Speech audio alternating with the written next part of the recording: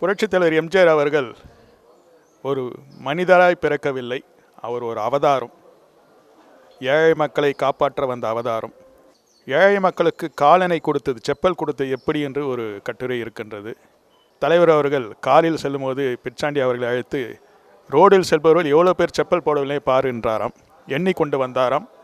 60% செப்பல் போடவில்லை அப்படின்றாராம். உடனே எல்லாருக்கும் காலணி வழங்க வேண்டும் என்கிறார்.